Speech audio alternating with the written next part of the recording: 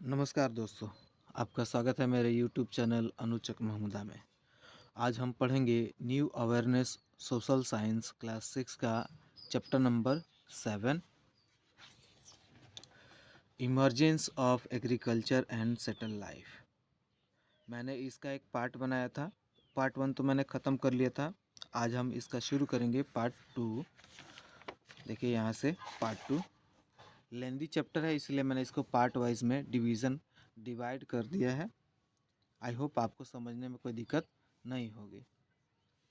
मैं यहाँ से शुरू करने वाला हूँ। ब्रिक मेकिंग मतलब ईंटों का निर्माण या ईंट निर्माण। इसका कैसे किए लोग? Humans must have learn from the fire incident that if wait clay is kept in fire. जो पहले के लोग थे उनको पता चल गया था कि जो मिट्टी है, कच्ची मिट्टी, अगर वो आग में पड़ जाती है तो पक जाती है। It strengthens and retain its shape. और जो कच्ची मिट्टी है वो अपने शेप में ही बनी रहती है अगर वो आग में पक जाए तो ये this is probably how bricks came into being. तो शायद ऐसे ही उनके दिमाग में ये बात आई होगी कि कैसे हम एक ठोस चीज़ बना सकते हैं घर बनाने के लिए ना जी। Archaeologist have found evidence. जो आर्कोलॉजिस्ट है उनको ये मतलब सबूत मिला है of bricks to make walls in many early civilisation. मतलब उनको आर्कोलॉजिस्ट को बहुत सारे सभ्यताओं में ईंटों का जो सबूत मिला है कि दीवार बने हैं वो ईंटों से बने हैं, पक्के ईंटों से। चलिए, डिस्कवरी ऑफ द व्हील मतलब जो पहिया है, चक्का है, उसका आविष्कार। It is believed that the wheel was invented in Mesopotamia, modern day Iraq। ठीक है, ऐसा माना जाता है, ऐसा विश्वास जताया जाता है कि जो व्हील है, चक्का है, उसका जो पहले इन्वेंशन हुआ, आविष्कार हुआ, वो मेसोपोटामिया में हुआ। मतलब आज के टाइम में इराक में अराउंड 300-500 BCE, मतलब 3500 ईसा पूर्व पहले। Humans first carried heavy loads themselves. पहले जो लोग थे वो भारी भरकम बोझ खुद ही उठाया करते थे। They they then tame tamed animals to transport heavy goods. उसके बाद उन्होंने जानवरों को मतलब पालतू बनाया सामान ढोने के लिए। वन डे मतलब एक दिन, the early man noticed a log of wood rolling down a hill. मतलब जो आदि मानव थे उनको एक दिन ऐसा लगा, ऐसा माना उन्होंने देखा कि एक लकड़ी का कुंदा मतलब लकड़ी का एक छोटा सा टुकड़ा लुढ़कता हुआ हिल से मतलब पहाड़ी से गिर रहा है। It gave him an idea. तब वहाँ से उनको ये मतलब उपाय सूझा होगा। He cut a disc from the trunk of a tree. तब उन्होंने जो पेड़ होता है उसका तना का छोटा छोटा गोला काट दिया होगा off a tree and made a hole in its centre. अब बीच में इसके छेद कर दिया होगा ना जी, जिससे चक्का बन जाए। This is how the wheel was invented. शायद ऐसे ही जो पहिया है उसका निर्माण हुआ होगा। ही connected two or more disc such disc to carry heavy goods.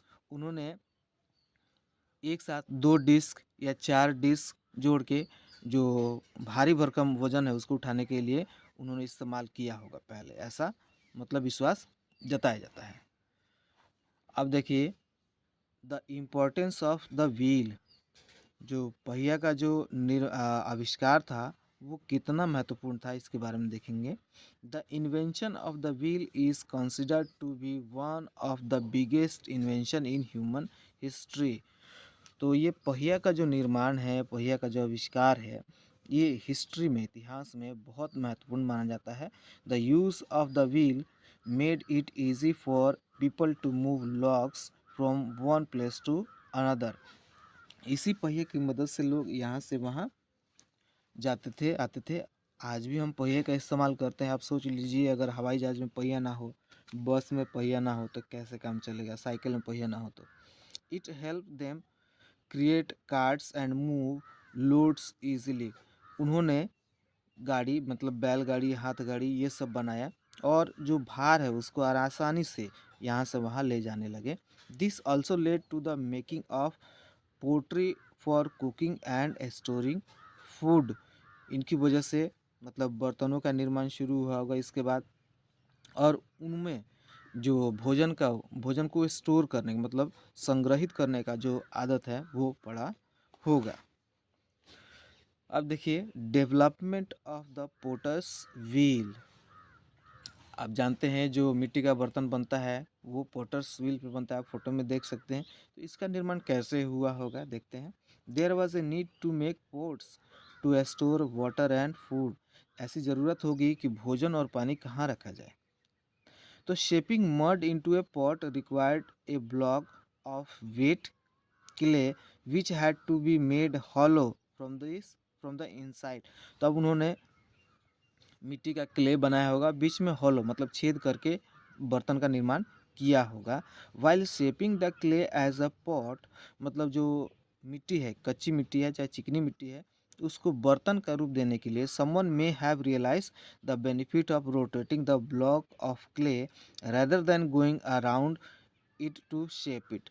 तो उन्होंने अगर मान लीजिए कि आप मिट्टी का बर्तन बना रहे हैं और मिट्टी के बर्तन से चारों बगल घूम घूम के आप बना रहे हैं, इससे आसान होगा कि आप एक चाक बना लीजिए और चाकवा को घुमाइए और अपने आप एक ही जगह रह के आप बना सकते हैं। तो ये उनको दिमाग में आया होगा। They probably kept the clay on an unused wheel to help rotate the clay blocks.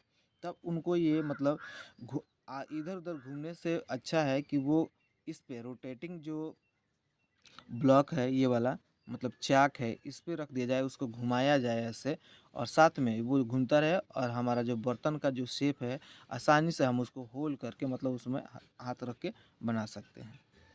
This possibly led to the development of the potter's wheel. और ऐसा माना जाता है कि मतलब इससे ही जो पॉटर्स व्हील है मतलब जो चक्की है या चक्का है जिसमें बर्तन बनता है मिट्टी का, इसका निर्माण हुआ होगा। Which improve the cart of making pottery. चलिए अब आगे।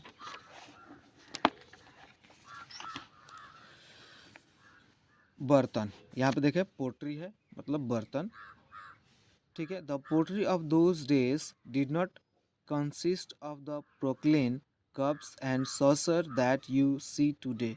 पहले के जो बर्तन थे वो आज हम चीनी मिट्टी का प्याला देख रहे हैं, कप देख रहे हैं, वैसे नहीं थे। The cultivation of food gave rise to the need for pots to store and cook food. जो सभ्यता है, चाहे जो खेती बाड़ी की जो आदत उनको पड़ी थी, इनकी वजह से अनाज को कैसे संग्रहित करें, शायद यहीं से भोजन पकाना और ये सब बर्तन की ज़रूरत पड़ी होगी उन लोगों को। अर्दन पॉट्स मतलब मिट्टी के बर्तन have been found at several archaeological sites.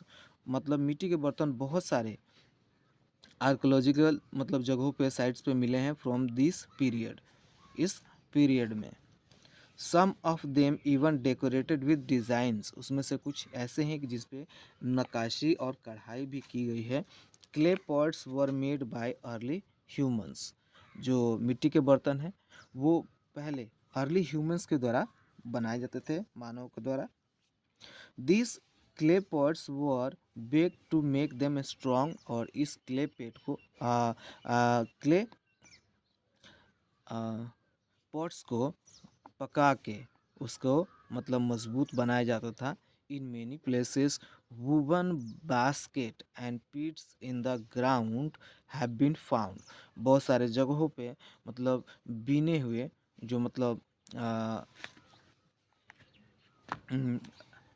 टोकरी, ठीक है, बांस से या फिर किसी और चीज़ से, और पीट्स मतलब जो आवास है छोटे मोटे वो मिले हैं। Have been found which must have been use for storing grains.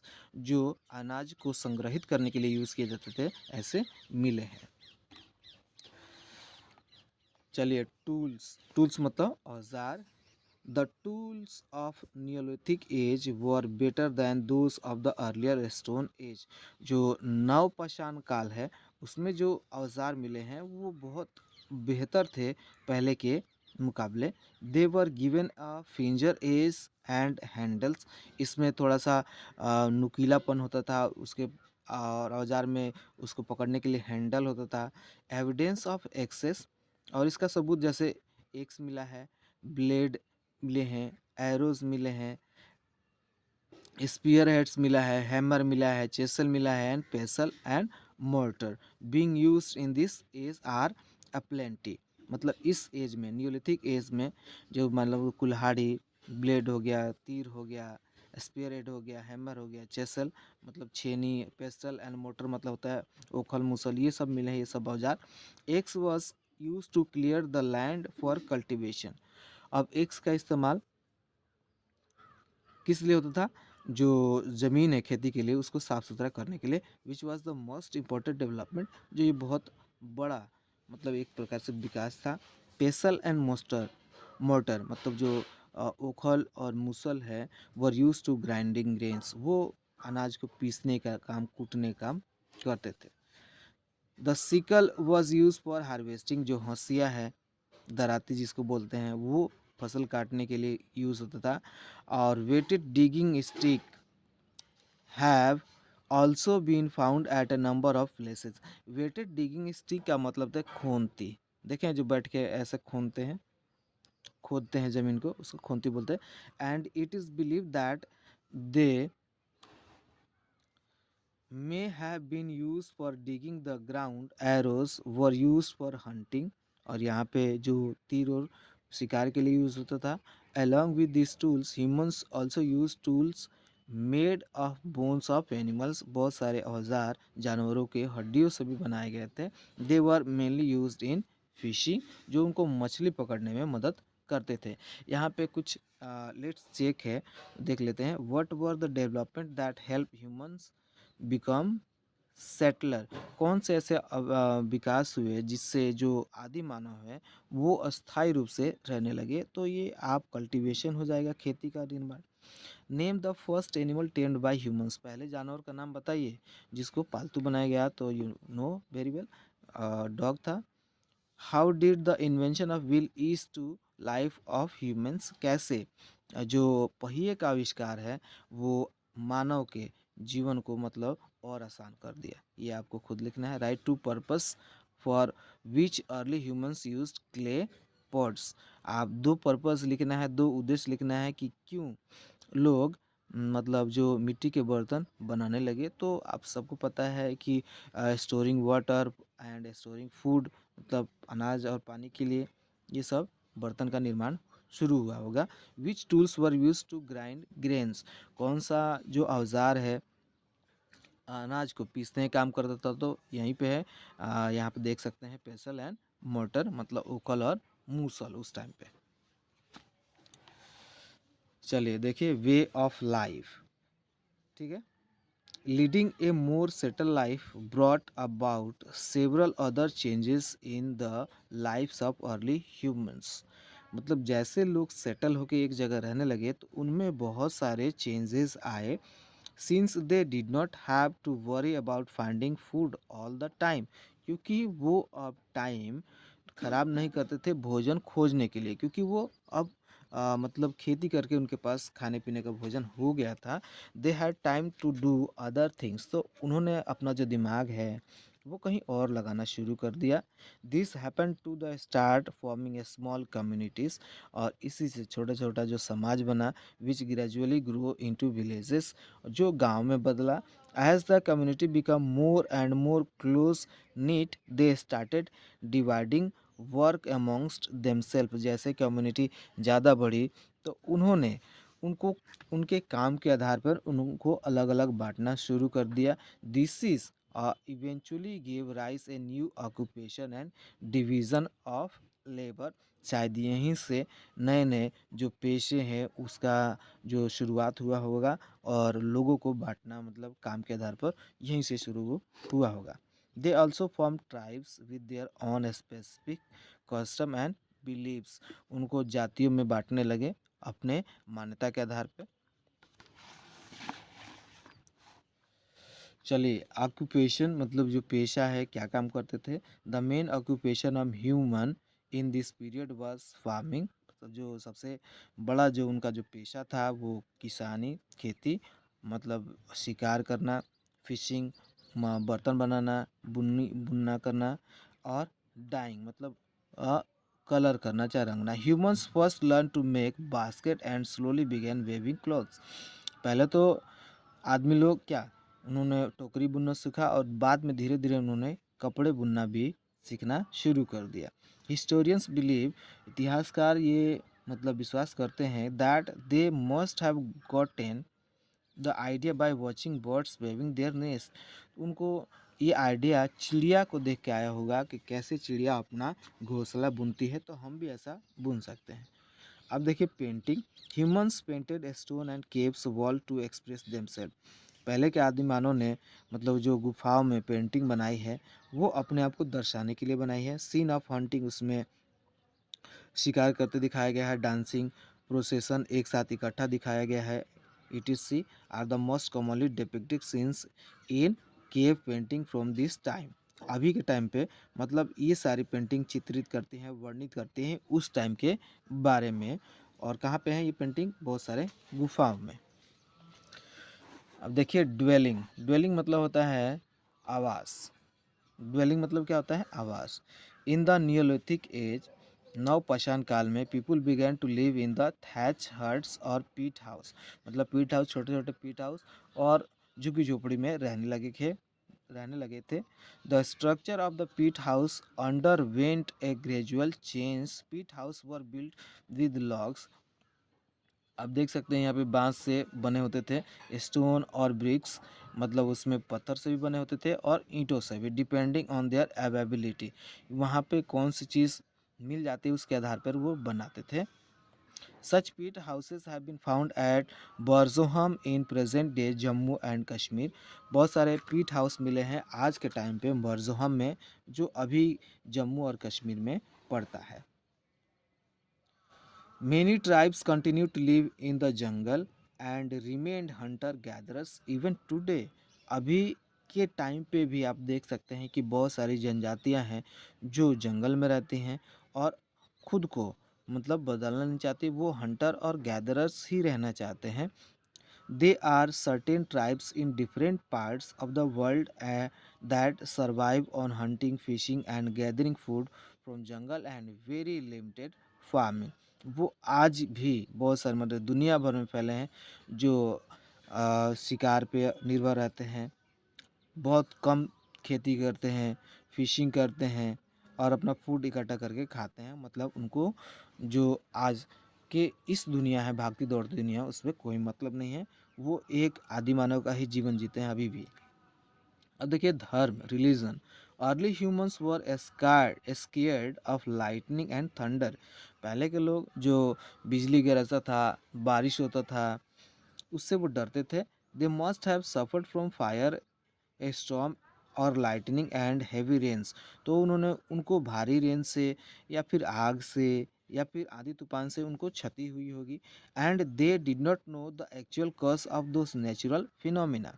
और वो इस ये जो घटनाएं घट रही हैं इसका वो असल में कारण नहीं जानते थे।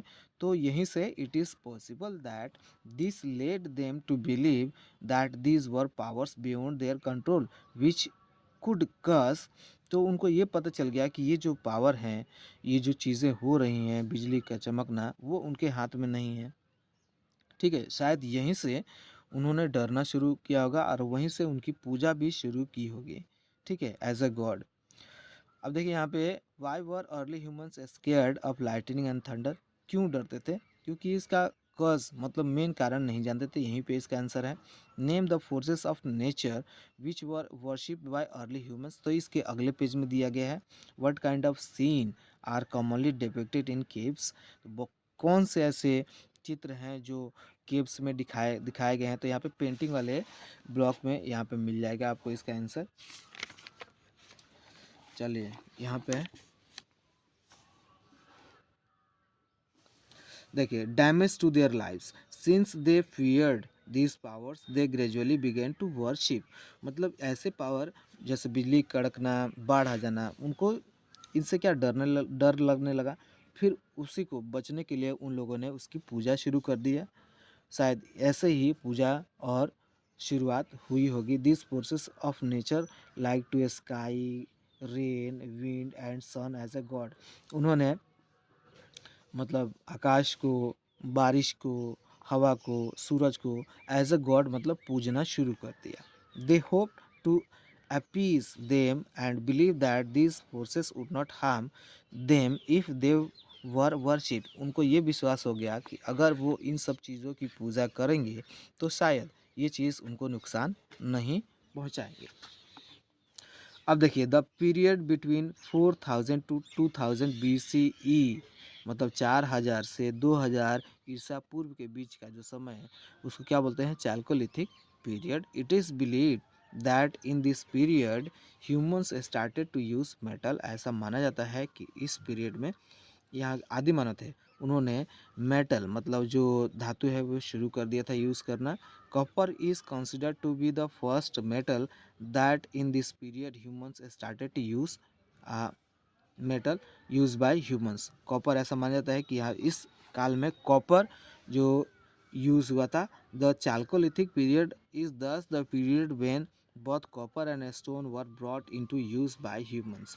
इस चाल्कोलिथिक पीरियड में युग में कॉपर एंड स्टोन एक साथ यूज हुए थे। During this period proper settlements came into being. इस पीरियड में ही लोगों का मतलब पूरी तरह से लोग एक कम्युनिटी में बसने लगे थे। The earliest cities came up on the banks of river. यहाँ पे जो शहर वो नदियों के किनारे बसने लगे थे। The easy availability of water, moderate climate and fertile soil made it easy for humans to settle at one place and give them enough time to pursue other activities. नदी किनारे बसने से उनको ये फ़ायदा हो गया था कि उनको पानी मिल जाएगा, अच्छा क्लाइमेट मतलब जलवायु मिल जाएगा और वहाँ की ज़मीन भी बहुत उपजाऊ होगी, तो ये सब भी फ़ायदा मिल जाएगा। तो अब उन्होंने अपना दिमाग कुछ और करने के लिए सोचा।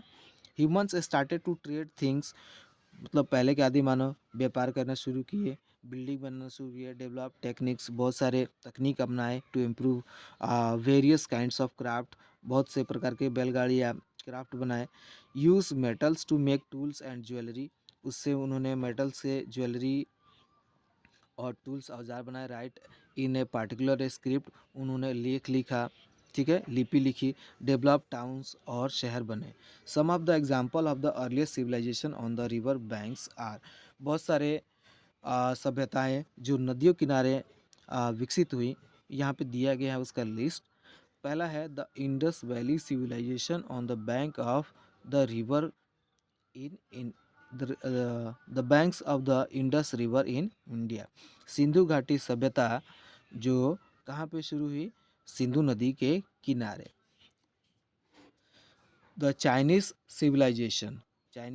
Civilisation on the bank of the Hwang Ho river in China, ठीक है। द मेसोपोटामिया सिविलाइजेशन, मेसोपोटामिया की सभ्यता on the banks of Tigris and Euphrates river in Sumer, Sumer में। और एक और है इजिप्शियन सिविलाइजेशन, इजिप्ट का on the banks of Nile river in Africa. तो ये सारी सभ्यताएं हैं जो नदियों किनारे पहले शुरू हुई थी। इन द इंडियन कॉन्टेक्स्ट, अगर देखा जाए भारत के संदर्भ में, the Indus valley civilisation flourish between, तो जो सिंधु घाटी सभ्यता है वो फल फूल रही थी कब? 3000 ईसा पूर्व से लेके 1700 ईसा पूर्व के बीच में, मध्य में। In all over 1000 sites have been discovered and about 100 have been excavated।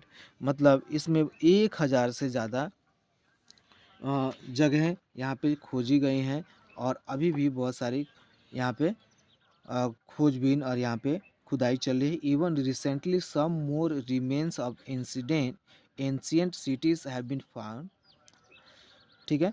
The earliest cities to be discovered were the Harappa and Mohenjodaro.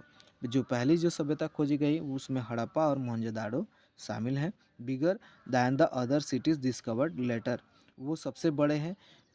कौन सी? हड़प्पा और Mohenjodaro. The other areas which have been excavated are, जो और भी जगह खोजी गई हैं उसमें कोट कोट दीजी इन सिंध, लोथल सुरकोटड़ा, धौलावीरा इन गुजरात, कालीबंगा इन राजस्थान और रोपर इन पंजाब, ये सब जगह हैं। लेकिन उनमें जो दो बड़े जगहें खोजी गई थी उसमें हड़प्पा और मोहनजोदारो अपना अहम स्थान रखते हैं। The finding of historic settlement of Indus valley reveal that humans used proper town planning method. इस समय में जो पहले की जो सभ्यता थी इसमें ये दिख गया कि उसमें जो प्रॉपर टाउन सेटलमेंट था, अच्छे से क्रिएट फाइनली बिल्ट स्ट्रक्चर, उनका जो घर बनाने का तरीका था, नाली, वो सब बहुत प्रॉपर था, जैसे शहर बनते हैं आज के टाइम पे। The structure such as a street, drainage system, उनका जो गली था, पानी आने जाने का रास्ता था, द ग्रेट बाथ, बहुत बड़ा स्नानागार, show a high level of skill. तो ये बहुत बड़ी मतलब उनकी एक कार्यशैली दर्शाता है, उनका एक स्किल टेक्निक दर्शाता है डेवलपिंग दिस सेटलमेंट। इस चीज़ को देख के among the structure were some granaries, और उन सब में बहुत सारे जो अन्न के भंडार थे वो थे, which would have played a major role in the settle life for the people, जो मतलब लोगों के सेटल अस्थायी रूप से रहने का एक बहुत बड़ा उदाहरण थे।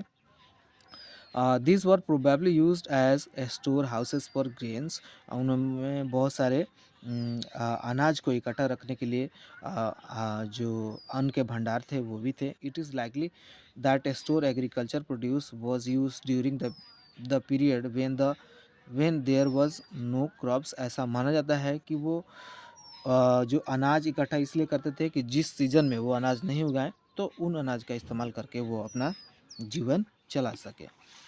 चलिए अब ये पार्ट 3 अगले क्लास में अब शुरू करेंगे। थैंक यू, जय हिंद। आपको कोई भी क्वेरी है, अगर आपको लगता है कि कुछ समझ में नहीं आया तो आप कमेंट करके मुझे बता सकते हैं। थैंक यू, जय हिंद, जय भारत।